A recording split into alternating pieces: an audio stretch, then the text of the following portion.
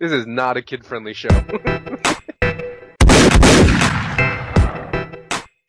Yo, what is really good, my dudes? Welcome to another RuneFest 2017 coverage video. So right now we're going to be discussing skilling. I got a couple of videos I'm probably going to be doing on this specific topic, but the first thing I want to talk about is they've addressed things that are currently wrong with skilling. First and foremost, skilling just doesn't seem very rewarding. If you look at this image here, you can see even from early on in combat up until the high tier end game, you've got lots and lots of like wow moments through combat, and they want to try to create that with skilling. We're talking things that make you excited to skill. Something might happen while you're skilling that may surprise you in a good way. Create a sense of accomplishment, a sense of achievement, and there is a large lack of that in skilling. Next up is basically the model of the way skilling works in relation to XP, the money you make per hour, and the intensity or the amount of attention required to keep training the skill, or AFK ability, basically. So they want to find balances in those things. For this example right here, we have a method that requires high intensity but earns a lot of GP, but doesn't give them a whole lot of XP. Next up, we have a method that has really high XP, a whole lot of intensity, but not very much GP, if at all. I'm not sure if we particularly have any skill currently at the moment that's like that, to be honest, but yeah, that could be a future model for a skill. And next up, we have the AFK method, which has a pretty decent amount of XP, but not very good GP or intensity. When they polled us, the results showed that the most important thing when it comes to skilling is that the players want it to be more fun and rewarding. So that's why they want to try these different models of skilling, to give you choice in how you train your skills so that you can tackle the skills the way you want and is most enjoyable for you. One example that they didn't quite get right is the old style of runecrafting through the Abyss. It was a mediocre XP, pretty decent money per hour, however the intensity was through the roof. You constantly had to pay attention. There was no time to AFK whatsoever while doing that method. And then they kind of broke it dramatically with the introduction of RuneSpan, and it was very controversial at the time. We had a new method that was extremely high XP compared to the old method, literally no money involved, and the AFK ability was through the roof. This really offset the balance. A really high XP method with very low intensity meant there was next to no reason why anybody would choose the old style of runecrafting anymore. Then eventually they came out with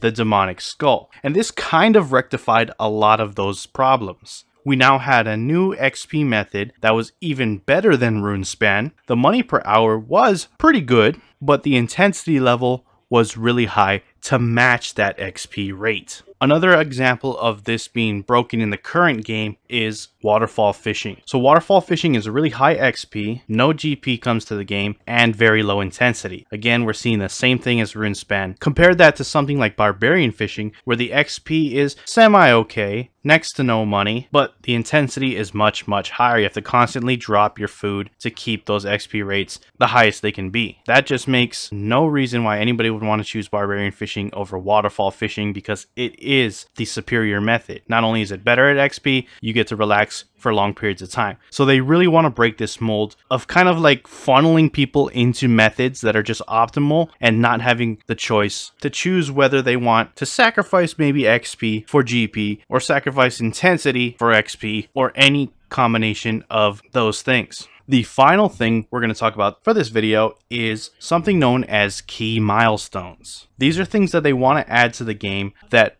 you can really look forward to when you skill. Examples of current key milestones in the game are overloads for herd lore, soul split and turmoil for prayer, your pack yak for summoning, some key item drops you get from slayer tasks, being able to create multiple runes at higher runecrafting levels, and machines and higher augmentations from invention. Aside from that, just about every other skill doesn't have anything to look forward to in those higher levels. You kind of just going for the 99, and once you hit there, you really don't ever touch those skills ever again. And that is something they really want to change. Fortunately, Mod Timbo said that he actually promises, so we can hold him to it, to be quite honest, we'll see what happens, but he promises that every single skill, every single one, will have a key milestone within the next 5 years. Now, I know 5 years is a pretty good sizable chunk of time, but if you look at it, based on the skills we have left to create key milestones for, we're looking at around 3 skills getting key milestones every year on average, which is not that bad. That's pretty good to look forward to, at least 3 of those every single year. So